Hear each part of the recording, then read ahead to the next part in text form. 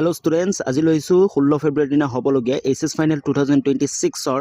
Sociology question পেপাৰটোৰ most important কেইটামান question answer আজিৰ ভিডিঅ'টোত আমি 2 নম্বৰীয়া প্ৰশ্ন উত্তৰবোৰ আলোচনা কৰিম আৰু এই ভিডিঅ'টোত ইংলিছ এণ্ড এছামিজ দুইটা মিডিয়ামৰ কাৰণে আলোচনা কৰিম প্ৰশ্ন উত্তৰ হ'ব আৰু অতি সহজতে বুজাবলৈ চেষ্টা কৰিম যাতে দুইটা মিডিয়ামৰে কমপ্লিট হৈ যায় যদি এতিয়ালৈ চেনেলটো সাবস্ক্ৰাইব কৰা নাই তেতিয়ালৈ চেনেলটো সাবস্ক্ৰাইব কৰি ল'বা লগতে বেল আইকনটো প্ৰেছ কৰি অল কৰি ৰাখিবা ইয়াৰ আগতে এটা ভিডিঅ' বনাইছিলো য'ত আমি 1 নম্বৰীয়া কোৱেশ্চন এনসাৰবোৰ কথা আলোচনা কৰিছিলো সেই ভিডিঅ'টো অতিকৈ ইম্পৰ্টেন্ট তোমালোকে ডেসক্ৰিপচনত লিংক পাই যাবা ভিডিঅ'টোৰ তোমালোকে ভিডিঅ'টো চাই ল'বা কোৱেশ্চন নম্বৰ 1 টো চোৱা ডিফাইন সোশিয়েল স্ট্ৰেটিফিকেশন সামাজিক স্তৰীকৰণৰ সংজ্ঞা দিয়া এই প্ৰশ্নটো অতিকৈ গুৰুত্বপূৰ্ণ প্ৰশ্ন ইয়াৰ উত্তৰটো চোৱা social stratification is the hierarchical arrangement of individuals in a social based on factors like wealth power occupation education and social status হয় সামাজিক স্তৰীকৰণ মানে হৈছে সামাজিক স্তৰীকৰণ হৈছে সমাজত ব্যক্তিসকলৰ ধন সম্পত্তি ক্ষমতা ব্যৱসায় শিক্ষা আৰু সামাজিক মৰ্যাদাৰ আধাৰত কৰা শ্ৰেণী বিভাজন হয় এই যে শ্ৰেণী বিভাজনটো হয় ক্ষমতাৰ আধাৰত ধন সম্পত্তি কিমান আধাৰ আছে ব্যৱসায় কিমান শিক্ষা কিমান এই যে শ্ৰেণী বিভাজন হয় এই শ্ৰেণী বিভাজনটোকে সামাজিক স্তৰীকৰণ অথবা সোশিয়েল স্ট্ৰেটিফিকেশন বুলি কোৱা হয় ওকে বুজি পাইছা একেবাৰে শৰ্টলি তোমালোকক কৈ দিছো তোমালোকে ধুনিয়াকে লিখাৰ সময়ত ধুনিয়াকে আৰু কিছুমান এডো কৰি দিব পাৰা নেক্সট কোৱেশ্চন লাগবাহু কোৱেশ্চন নম্বৰ 2 টো চোৱা ৰাইট দ্য মিনিং অফ ডেমোক্ৰেসি অতিকৈ গুৰুত্বপূৰ্ণ প্ৰশ্ন গণতন্ত্ৰৰ অৰ্থ লিখা এই প্ৰশ্নটো বহু বছৰ ৰিপিট হয় 2 নম্বৰৰ কাৰণে তো ইয়াৰ উত্তৰটো চোৱা democracy is a system of government in which the people have the power to elect their representative and participant in decision making হয় গণতন্ত্ৰৰ অৰ্থ হৈছে এনে এটা শাসন প্ৰণালী য'ত জনসাধাৰণৰ নিজৰ প্ৰতিনিধি নিৰ্বাচন কৰাৰ অধিকাৰ থাকে আৰু সিদ্ধান্ত গ্ৰহণৰ প্ৰক্ৰিয়াত অংশগ্ৰহণ কৰে তো এই যি প্ৰক্ৰিয়াটো আছে এই প্ৰক্ৰিয়াটোকে আমি কি বুলি কওঁ গণতন্ত্ৰ অথবা ডেমোক্ৰেসি বুলি কওঁ ওকে বুজি পাইছা নেক্সট কোৱেশ্চন লাগবাহু কোৱেশ্চন নম্বৰ 3 টো চোৱা What do you mean by political party? ৰাজনৈতিক দল বুলিলে কি বুজায় এই প্ৰশ্নটো অতিকৈ ইম্পৰ্টেন্ট প্ৰশ্ন বহু বছৰ ৰিপিট হৈছে আগৰ বছৰটো লাষ্ট ইয়াৰ আগৰ বছৰটো আহি গৈছে এই প্ৰশ্নটো ৰাজনৈতিক দল বুলিলে কি বুজায় ইয়াৰ উত্তৰটো চোৱা A political party is an organized group of people with similar political beliefs and goals who work together to contest election and govern a country হয় ৰাজনৈতিক দল হৈছে এটা সংগঠনিক গোট য'ত সদস্যসকলে একে ৰাজনৈতিক বিশ্বাস আৰু লক্ষ্য ৰাখে হয় ৰাজনৈতিক দল হৈছে এটা সংগঠিত গোট য'ত সদস্যসকলে যিসকলে সেই ৰাজনৈতিক দলটো থাকে একে ৰাজনৈতিক বিশ্বাস থাকে তেওঁলোকৰ আৰু লক্ষ্য ৰাখে হয়নে আৰু যি নিৰ্বাচনত প্ৰতিনিধিত্ব কৰি দেশৰ শাসন ব্যৱস্থা চলাবলৈ কাম কৰে আৰু যিসকলে এই নিৰ্বাচন আহিলে নিৰ্বাচনৰ প্ৰতিনিধিত্ব আগবঢ়ায় আৰু দেশখন শাসন কৰিবলৈ চলাবলৈ কাম কৰে বুজি পাইছা তো আশা কৰো তোমালোকে পলিটিক্যাল পাৰ্টি ৰাজনৈতিক দল বুলিলে কি বুজায় ইয়াৰ ওপৰত তোমালোকে ধুনিয়াকে লিখিব পাৰিবা আৰু তোমালোকে এক্সাম্পলত বিভিন্ন আমাৰ ভাৰতবৰ্ষৰ ৰাজনৈতিক দলবোৰৰ নামও তোমালোকে লিখি দিব পাৰা 2 মাৰ্কৰ কাৰণে ভাল হয় তোমালোকে মাৰ্ক বেছিকে দিব বুজি পাইছা তো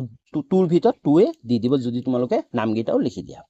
নেক্সট কোৱেশ্চন নম্বৰ 4 টো চোৱা ডিফাইন ট্ৰাইব হয় জনজাতিৰ সংজ্ঞা দিয়া অতিকৈ ইম্পৰ্টেন্ট প্ৰশ্ন প্ৰতি বছৰতে ট্ৰাইবৰ ওপৰত এটা নহয় এটা প্ৰশ্ন আহিবই তো ডিফাইন ট্ৰাইব তোমালোকে জানি থোৱা ট্ৰাইব মানে কি চোৱা a tribe is a social group consist of family or communities linked by common accessory culture language and traditions often living in a specific geographical area জনজাতি হল এক সামাজিক গোষ্ঠী যি একেটি পৰিয়াল বা সম্প্ৰদায়ৰ অন্তৰ্গত থাকে আৰু একেটি পূৰ্বপুৰুষ সংস্কৃতি ভাষা আৰু পৰম্পৰাৰ সৈতে সংযুক্ত থাকে প্ৰায় এটি নিৰ্দিষ্ট ভৌগোলিক অঞ্চলত বাস কৰে এই সকল ব্যক্তিকে কি বুলি কোৱা হয় ট্ৰাইব অথবা জনজাতি বুলি কোৱা হয় বুজি পাইছা নেক্সট কোৱেশ্চন নম্বৰ 5 টো চোৱা what do you mean by other backward caste অতিকৈ ইম্পৰ্টেন্ট প্ৰশ্ন অন্যান্য পিছপৰা জাতি বুলিলে কি বুজা এই প্ৰশ্নটো বহু বছৰ আহি থাকে তো other backward caste মানে কি চোৱা other backward caste অথবা আমি শৰ্টত কি কও OBC বুলি কও মনত ৰাখিবা এটো 1 মাৰ্কৰ কাৰণে আহি যাব পাৰে OBC ৰ ফুল ফৰ্মটো মানে কি other backward caste refers to the socially and educationally disadvantaged communities in India that are identified by the government for special benefits or reservation in education and employment হয় যি OBC আছে অথবা অন্যান্য পিছপৰা জাতি আছে বুলিলে ভাৰতৰ সমাজ আৰু শিক্ষাৰ ক্ষেত্ৰত পিছপৰা কিছুমান জনগোষ্ঠী বুজোৱা হয় যাক চৰকাৰে শিক্ষাৰ সুযোগ আৰু চাকৰিৰ ক্ষেত্ৰত বিশেষ সুবিধা আৰু সংৰক্ষণ প্ৰদান কৰে ওকে বুজি পাইছা তোমালোকে কোৱেশ্চন নম্বৰ 6 টো চোৱা what do you mean by kingship হয় স্বজনতা বুলিলে কি বুজায় এই প্ৰশ্নটো অতি ইম্পৰ্টেণ্ট প্ৰশ্ন প্ৰত্যেক বছৰে ইয়াৰ ওপৰত প্ৰশ্ন আহি থকা দেখা যায় তো কিংশিপ মানেনো কি সেইটো জানিলো আগতে kinship refers to the social relationships and bond formed through blood biological relations or marriage it's play a significant role in shaping family and social structure হয় কিংশিপ মানে কি হৈছে অথবা স্বজনতা বুলিলে ৰক্ত সম্পৰ্ক বা বিবাহৰ জৰিয়তে গঠিত সামাজিক সম্পৰ্ক আৰু বন্ধনতাক বুজায় হয় ৰক্তৰ সম্পৰ্ক অথবা বিবাহৰ জৰিয়তে যি নিউকে ফ্যামিলি মেম্বাৰ হয় বা যি সম্পৰ্ক গঢ়ি উঠে তাকে কি বুলি কোৱা হয় স্বজনতা বুলি কোৱা হয় ই পৰিয়াল আৰু সমাজৰ গঠনত গুৰুত্বপূৰ্ণ ভূমিকা গ্ৰহণ কৰে আৰু ই পৰিয়াল আৰু সমাজ গঠনত গুৰুত্বপূৰ্ণ ভূমিকা পালন কৰে Next question number 7 to soa. What is the meaning of Sanskritization? হয় সংস্কৃতিকৰণ অৰ্থ কি ইয়াৰ উত্তৰটো সোৱা Sanskritization is a social process in which lower caste or tribal groups adopt the customs, rituals and lifestyle or higher castes, especially Brahmins, to improve their social status. সংস্কৃতিকৰণ হৈছে এক সমাজতাত্ত্বিক প্ৰক্ৰিয়া য'ত তলৰ শ্ৰেণীৰ বা জনজাতিৰ গোষ্ঠীবোৰে উচ্চ শ্ৰেণীৰ বিশেষকৈ ব্ৰাহ্মণসকলৰ ৰীতি-নীতি পৰম্পৰা আৰু জীৱনধাৰা গ্ৰহণ কৰি নিজৰ সামাজিক মান বৃদ্ধি কৰিবলৈ চেষ্টা কৰে ইয়াকে কি বুলি কোৱা হয় ইয়াকে সংস্কৃতিকৰণ বুলি কোৱা হয় বুজি পাইছা নেক্সট কোৱেশ্চন লাগবাও কোৱেশ্চন নম্বৰ 8 টু সোৱা write the meaning of bonded labour হয় বন্ধা শ্ৰমিকৰ অৰ্থ লিখা তোমালোকৰ কিতাপত বহুত লংকে থাকিব বন্ধা শ্ৰমিকৰ বিষয়ে তো তোমালোকে বহুত লংকে থাকিব সেইখিনি পঢ়িছা যদিও জাস্ট ইয়াতে শৰ্টলি বুজি যোৱা যে বন্ডেড লেবাৰ মানে কি সোৱা bonded labours refers to a system where person is forced to work to repay a debt under unfair condition often without proper wages and freedoms হয় বন্ধা শ্ৰমিক সেই প্ৰথা য'ত কোনো ব্যক্তি ঋণ শোধ কৰিবলৈ জোৰপূৰ্বক কাম কৰিবলৈ বাধ্য হয় প্ৰায় ন্যায়সংগত মজুৰি আৰু স্বাধীনতা নোহোৱাকৈ তো এইবোৰ শ্ৰমিককে কি বুলি কোৱা হয় বন্ধ শ্ৰমিক হয় যিকোনো কাৰণৰ কাৰণে কি পইচা দিব নোৱাৰে তাৰপিছত বন্ধ শ্ৰমিকৰ আন্ডাৰত পৰি যায় বুজি পাইছা নেক্সট কোৱেশ্চন লাগবাহু কোৱেশ্চন নম্বৰ 9 টু সোৱা ডিফাইন ডমিনেন্ট কাষ্ট হয় প্ৰভাৱশালী জাতিৰ সংখ্যা দিয়া অতিকৈ ইম্পৰ্টেন্ট প্ৰশ্ন প্ৰভাৱশালী জাতি অথবা ডমিনেন্ট কাষ্ট মানে কি a dominant caste is a social group that hold significant economic political and social influence in a particular region often due to land ownership numerical strength and access to education and resources হয় প্ৰভাৱশালী জাতি হৈছে এনে এখন সামাজিক গোট যি বিশেষ অঞ্চলৰ অৰ্থনৈতিক ৰাজনৈতিক আৰু সামাজিক প্ৰভাৱ ৰাখে হয়নে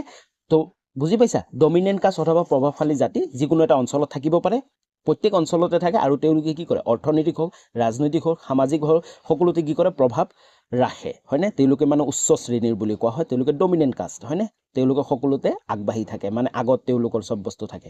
বুজি পাইছা সাধাৰণতে ভূমিৰ অধিকাৰ হয়নে বেছিভাগ আমি দেখা পাওঁ ভূমিৰ অধিকাৰ যিবোৰ ডমিনেন্ট কাষ্ট আছে তেওঁলোকৰ বেছি ভূমি থাকে হয়নে লেণ্ড থাকে সংখ্যাধিক্য আৰু শিক্ষাৰ সুযোগৰ বাবে বুজি পাইছা নেক্সট কোৱেশ্চন নম্বৰ 10 টু সোৱা mention two basic process of social change সামাজিক পৰিৱৰ্তনৰ দুটা মূল প্ৰক্ৰিয়া উল্লেখ কৰা এই প্ৰশ্নটো অধিকৈ গুৰুত্বপূৰ্ণ প্ৰশ্ন মই ধুনিয়াকৈ তোমালোকক এছামিছ আৰু ইংলিছত দুইটাতে লিখি দিছো তোমালোকে উত্তৰটো চাই ল'ব পাৰা প্ৰথমটো হৈছে প্ৰথম যোনটো আমাক কি কৈছে দুটা মূল প্ৰক্ৰিয়া প্ৰথম প্ৰক্ৰিয়াটো হ'ল ইভলিউশনাৰী প্ৰসেস যেনে বিবৰ্তনমূলক প্ৰক্ৰিয়া মানে হ'ল social change অকাৰ gradually over time through small modifications and adaptation হয় সামাজিক পৰিৱৰ্তনৰ সময়ৰ লগে লগে ধীৰে ধীৰে সৰু পৰিৱৰ্তনৰ জৰিয়তে সংগঠিত হয় তাৰ পিছত দুই নম্বৰ যোনটো বৈশিষ্ট্য আছে সেইটো হ'ল ৰিভলিউশনাৰী প্ৰসেস হয় বিপ্লৱমূলক প্ৰক্ৰিয়া যেনে social change happens rapidly due to sudden and significant transformations often drive by revolutions or major events হয় সামাজিক পৰিৱৰ্তন আকস্মিক অথবা দ্ৰুতগতি সংঘটিত হয় যাৰ পিছত কোনো বিপ্লৱ বা দ্ৰুত গতিৰ বিশেষ ঘটনা থাকে তো এনেকৈ আমাৰ কি হয় যি প্ৰসেসটো হয়নে প্ৰসেস অফ সোশ্যাল চেঞ্জেস সামাজিক পৰিৱৰ্তন হয় নেক্সট কোৱেশ্চন লাগবাহু কোৱেশ্চন নম্বৰ 11 টু সোৱা write the meaning of ecological movement অতিকৈ গুৰুত্বপূৰ্ণ প্ৰশ্ন পৰিৱেশতান্ত্ৰিক আন্দোলনৰ অৰ্থ লিখা এই প্ৰশ্নটো তোমালোকে ভাল ধৰণে চাবা ভাল ধৰণে বুজিবলৈ চেষ্টা কৰিবা কাৰণ এই প্ৰশ্নটো অথবা ইয়াৰ ওপৰত এই সোশ্যাল মুভমেন্টৰ ওপৰত প্ৰত্যেক বছৰে প্ৰশ্ন আহে আৰু তোমালোকৰ ইম্পৰ্টেন্ট হয় তো সোশ্যাল মুভমেন্টটো কি তাৰ বিষয়ে তোমালোকে ভালকে জানি লোৱা ecological movement refers to organised efforts by individuals or group to protect and conserve the environment, addresses ecological issue and promotes sustainable development. This movement aim to prevent deforestation, pollution, climate change and destructions of natural resources. হয় পৰিবেশ যি পৰিবেশতান্ত্ৰিক আন্দোলন ইয়াৰ মানে হৈছে পৰিবেশতান্ত্ৰিক আন্দোলন হৈছে ব্যক্তিগত অথবা গুটিয়াভাৱে কৰা সংগঠিত প্ৰচেষ্টা হয়নে হয় অকলে কৰিব পাৰে বা এটা গ্ৰুপ হয় এটা বহুত কেইজন মানুহ এটা গাঁও লগ হৈ যিকোনো এটা সংগঠিত প্ৰচেষ্টা হয় যি পৰিবেশ সুৰক্ষাৰ বাবে আৰু এই যিটো আন্দোলনটো আছে আন্দোলনটো কিয় কৰা হয় পৰিবেশ সুৰক্ষাৰ বাবে পৰিবেশগত সমস্যা সমাধানৰ বাবে যি পৰিবেশৰ সমস্যাবোৰ দেখা দিয়ে এই সমস্যাবোৰ সমাধানৰ বাবে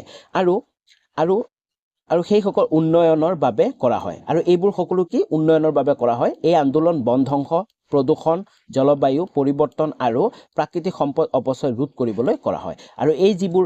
মুভমেন্ট আছে অথবা আন্দোলনবোৰ আছে সকলোবোৰ কি ডিফৰেষ্টেশ্যন হয় গছ-গছনি কটাৰ বাবে বা পলিউশ্যন হয়নে প্ৰদূষণৰ বাবে ক্লাইমেট চেঞ্জ জলবায়ু পৰিৱৰ্তনৰ কাৰণে আৰু বিভিন্ন ধৰণৰ যি প্ৰাকৃতিক সমস্যা আছে সেই সমস্যাবোৰ সমাধান কৰাৰ কাৰণে এই আন্দোলনবোৰ কৰা হয় এটা এক্সাম্পল দি দিব পাৰা ধুনীয়া এটা এক্সাম্পল আছে এক্সাম্পল যেনে the Chipko movement in India হয়নে where village hug trees to prevent deforestation কি কৰিছিল ভিলেজাৰ্স সকলে কি হৈছে হাক কৰিছিল ট্ৰিজ ফৰ প্ৰিভেন্ট ডিফৰেষ্টেশ্যন টো ৰখাবৰ কাৰণে হয়নে তো উদাহৰণটো সহ অসমীয়া মিডিয়ামৰ কাৰণে ভাৰতৰ চিপকো আন্দোলন য'ত গাঁওবাসীয়ে বন ধ্বংসৰ বিৰুদ্ধে গছ আলিংগন কৰি প্ৰতিবাদ কৰিছিল বুজি পাইছা একেবাৰে সহজ আৰু এই প্ৰশ্নটোৰ উত্তৰটো এনেকৈ লিখিলে তোমালোক একবাৰ ধুনীয়া মাৰ্ক 2ৰ ভিতৰত 2 দিবলৈ সক্ষম হ'ব যদি 4 নম্বৰ আহি যায় তেতিয়াহ'লে তোমালোকে আৰু অকমান ধুনীয়াকৈ চিপকো মুভমেন্টৰ কথাও তোমালোক অকমান এড কৰি দিবা তোমালোকে চিপকো মুভমেন্টৰ কথা জানাই তো তাৰ বিষয়ে কোন আছিল তাৰ কোন কি হৈছিল গোটেইখিনি তোমালোকে মেনশ্যন কৰি দিবা নেক্সট কুৱেশ্যন নম্বৰ 12 টো চোৱা what are the name designed by Mahatma Gandhi on scheduled caste and scheduled tribe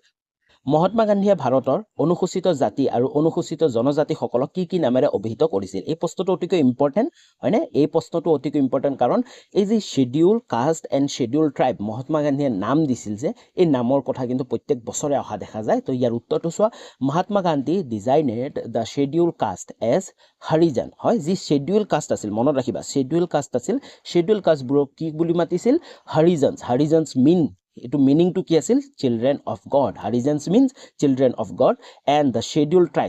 tribe বুৰক কি কৰিছিল গিৰিজন বুলি কৈছিল গিৰিজন means hills people হয় পাহাৰৰ মানুহ অথবা পৰ্বতৰ মানুহ বুলি কৈছিল অসমীয়া মিডিয়ামৰ কাৰণে চোৱা মহাত্মা গান্ধী অনুসূচিত জাতিসকলক হৰিজন কি কৈছিল হৰিজন ভগৱানৰ সন্তান মানে হৈছে ভগৱানৰ সন্তান আৰু অনুসূচিত জনজাতিসকলক গিৰিজন বুলি কৈছিল মানে পৰ্বতৰ মানুহ বুলি অভিহিত কৰিছিল ওকে বুজি পাইছা মনত ৰাখিবা হৰিজন এণ্ড গিৰিজন হৰিজন শিডিউল কাষ্টক কোৱা হৈছিল আৰু গিৰিজন শিডিউল ট্ৰাইবছ বুৰক কৰা হৈছিল হয়নে হৰিজনছ মিন্স আছিল চিলড্ৰেন অফ গড অথবা ভগৱানৰ সন্তান আৰু গিৰিজন কি আছিল হিলছ পিপল অথবা পৰ্বতৰ মানুহ যদি বুজি পাইছা ভাল লাগিছে তেনেহলে এটা কমেন্ট কৰি জনাই দিয়া যে বুজি পাইছো নেক্সট কুৱেশ্যন নম্বৰ 13 টো চোৱা right the difference between social demography and formal demography difference লিখিব দিছে সোশ্যাল ডেমোগ্ৰাফি এণ্ড ফৰ্মেল ডেমোগ্ৰাফি 2 নম্বৰ কাৰণে যদি দিছে সোশ্যাল ডেমোগ্ৰাফি কি আৰু ফৰ্মেল ডেমোগ্ৰাফি কি ধুনীয়াকৈ লিখি দিলে তোমালোকৰ হৈ যাব সো ডিফাৰেন্স হোৱা social demography it study the relationship between population and social economical and cultural factor হয় যি সামাজিক জনসাংখ্যিক বিজ্ঞান আছে ই কি কৰে এই শাখাই জনসংখ্যা আৰু সামাজিক অৰ্থনৈতিক আৰু সাংস্কৃতিক কাৰকসমূহৰ মাজত সম্পৰ্ক অধ্যয়ন কৰে আৰু ফৰ্মেল ডেমোগ্ৰাফি মানে কি it's focus on statistical analysis of population changes like birth rate death rate and migration হয় জনসাংখ্যিক বিজ্ঞান মানে হৈছে এই শাখাই জনসংখ্যাৰ পৰিৱৰ্তন যেনে জন্মৰ হাৰ মৃত্যুৰ হাৰ আৰু বাসস্থান সলনি হয়নে এইবোৰ কৰাৰ কি কৰে গণিতীয় বিশ্লেষণ কৰে তো এই দুটা মিনিং হৈছে সোশ্যাল ডেমোগ্ৰাফি এণ্ড ফৰ্মেল ডেমোগ্ৰাফি একেবাৰে সহজ তোমালোকে ধুনীয়াকৈ চাই ল'ব পাৰা বুজি ল'ব পাৰা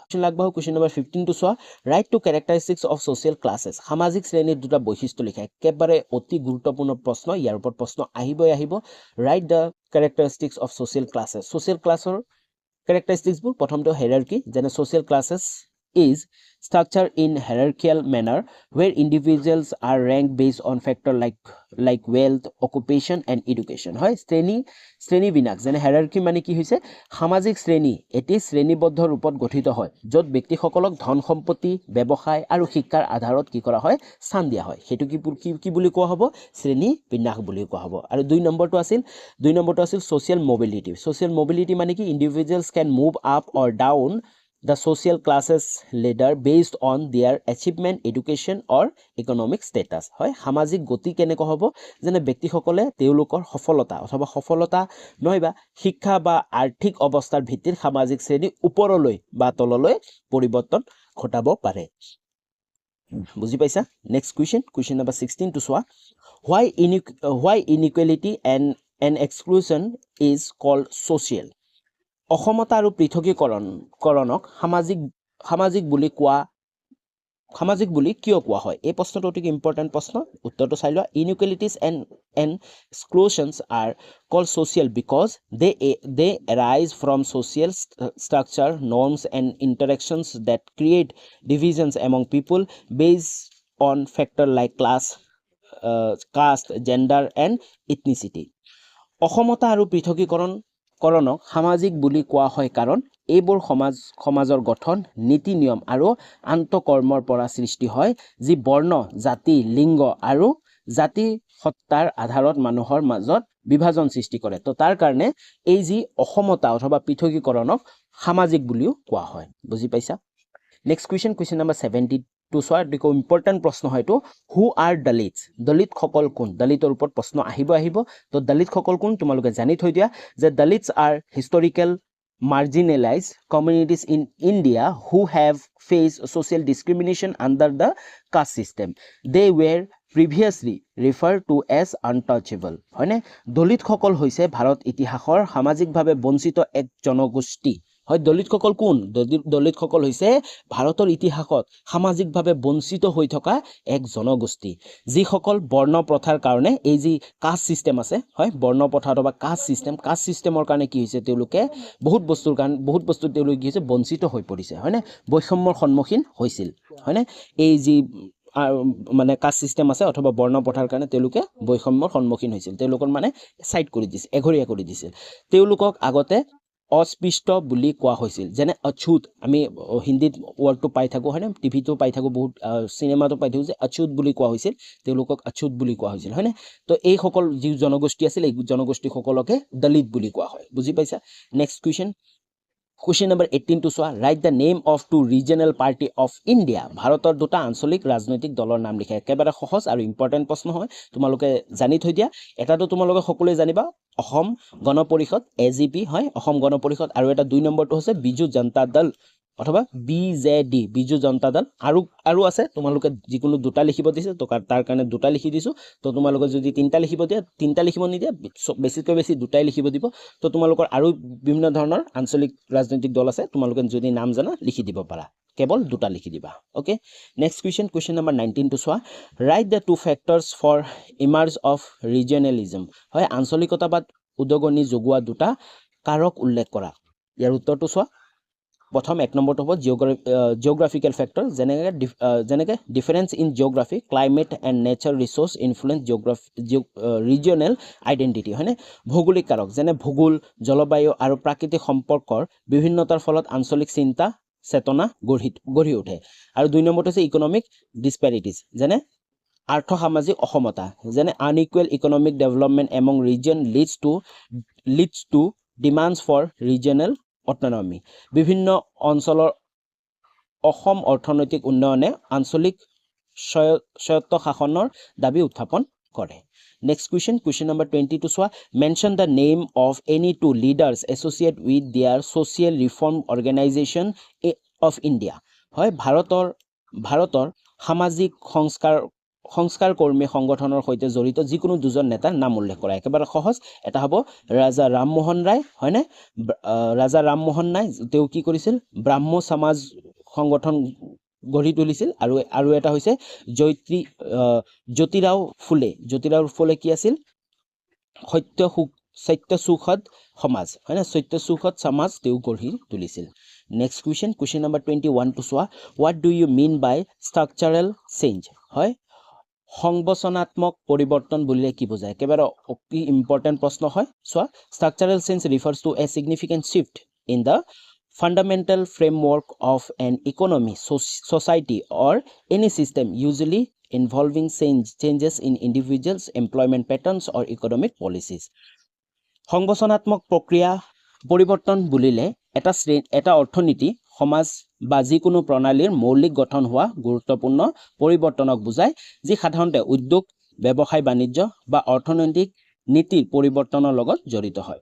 নেক্সট কুৱেশ্যন নম্বৰ 22 টু চোৱা ৰাইট ক্যাৰেক্টাৰিষ্টিক্স অফ ডেমোগ্ৰাফি হয় গণতন্ত্ৰৰ দুটা বৈশিষ্ট্য লিখা অলৰেডি আমি গণতন্ত্ৰ কাক বুলি কোৱা হয় অথবা what do you mean by democracy তাৰ বিষয়ে আমি আলোচনা কৰিছো তো দুটা আমাৰ বৈশিষ্ট্য লিখিব দিছে এটা হ'ব পপুলেশন সভাৰ্নিটি হয় জনসাধাৰণৰ সাৰ্বভৌম তোমালোকে পঢ়ি ল'ব পাৰা উত্তৰটো আৰু দুই নম্বৰটো হৈছে ফান্ডামেন্টাল ৰাইটস হয় মৌলিক অধিকাৰ যোনটো এটা গণতন্ত্ৰত প্ৰতিজন ব্যক্তিৰ মৌলিক অধিকাৰ অথবা ফান্ডামেন্টাল ৰাইট থাকে বুজি পাইছা নেক্সট কুৱেশ্যন নম্বৰ 23 টু চোৱা what is the meaning of liberalization উদাৰীকৰণৰ অৰ্থ কি এই প্ৰশ্নটো অতিকৈ ইম্পৰ্টেন্ট আমি এক নম্বৰীয়া প্ৰশ্নটো আলোচনা কৰিছিলো liberalisation refers to the process of reducing government registration and regulation in economic social and or political policies to encourage free trade investment and competition হয় না উদাৰীকৰণ হৈছে আৰ্থসামাজিক বা ৰাজনৈতিক নীতিসমূহ চৰকাৰ নিয়ন্ত্ৰণ কমাই মুক্ত বাণিজ্য বিনিয়োগ আৰু প্ৰযুক্তিৰ উৎসাহিত কৰা প্ৰক্ৰিয়া যাক আমি লিবাৰাইজেশ্যন বুলি কওঁ যোন আমাৰ মনমোহন সিঙৰ টাইমত লিবাৰাইজেশ্যনটো অতিকৈ গুৰুত্বপূৰ্ণ বাঢ়ি গৈছিল হয় না তাৰ বাবে কি হৈছিল বিদেশী যিমানবোৰ কোম্পানীবোৰ আছিল ভাৰতবৰ্ষলৈ আহিছিল আৰু ভাৰত কি হৈছিল ডেভেলপৰ ফালে আগবাঢ়িছিল হয় না নেক্সট কুৱেশ্যন তো তাকে কয় গভৰ্নমেণ্টে যেতিয়া লিবাৰাইজেশ্যন কৰিব তেতিয়া কি হ'ব তেওঁলোকে মুক্ত বাণিজ্য কৰি দিব দেশখনত হয় না বিনিয়োগ বেছিকৈ বাঢ়িব আৰু প্ৰতিযোগিতাৰ উৎসাহিত কৰাৰ প্ৰক্ৰিয়া বাঢ়িব নেক্সট কুৱেশ্যন নম্বৰ 24 টু চোৱা right the difference between social change and social mobility অতিকৈ ইম্পৰ্টেন্ট প্ৰশ্ন সামাজিক পৰিৱৰ্তন আৰু সামাজিক গতিশীলতাৰ মাজত পাৰ্থক্য লিখা ইয়াৰ উত্তৰটো তোমালোকে চাই ল'ব পাৰা social change refers to transformation of society over time in term of culture institutions and social structure it is a broad process that affords the entire society on other hand social mobility refers to the movement of individuals or group with a social hierarchy such as moving from lower to a higher social class হয় সামাজিক পৰিৱৰ্তন আৰু সামাজিক গতিশীলতাৰ মাজৰ পাৰ্থক্য হৈছে সামাজিক পৰিৱৰ্তন হৈছে সমাজৰ সংস্কৃতি প্ৰতিষ্ঠান আৰু সামাজিক গঠনসমূহৰ ক্ৰমাগত পৰিৱৰ্তন ই সমগ্ৰ সমাজত প্ৰভাৱিত কৰে আনহাতে সামাজিক গতিশীলতা হৈছে ব্যক্তিৰ বা গোটৰ সামাজিক শ্ৰেণীৰ এক স্থানৰ পৰা আন স্থানলৈ স্থানান্তৰণ যেনে নিম্ন শ্ৰেণীৰ পৰা উচ্চ শ্ৰেণীলৈ উঠা ওকে তো আজিলৈ ইমানখিনি আছিল ইয়াৰ পিছত পাৰ্ট 2 ভিডিঅ আছে পাৰ্ট 2 ভিডিঅটো ডেসক্ৰিপচনতে থাকিব যেতিয়া মই আজি আপলোড দি দিম তো তোমালোকে পাৰ্ট 1 ভিডিঅটো চোৱাৰ পিছত পাৰ্ট 2 ভিডিঅটো সম্পূৰ্ণ চাবা যদি এতিয়ালৈ তোমালোকে ভিডিঅটো চালা তেতিয়ালৈ বহুত বহুত ধন্যবাদ আৰু চেনেলটো সাবস্ক্ৰাইব কৰা বন্ধু বান্ধৱীসকললৈ শ্বেয়াৰ কৰা পুনৰ লগ পাম নতুন এটা ভিডিঅ লৈ তেতিয়ালৈ বাই বাই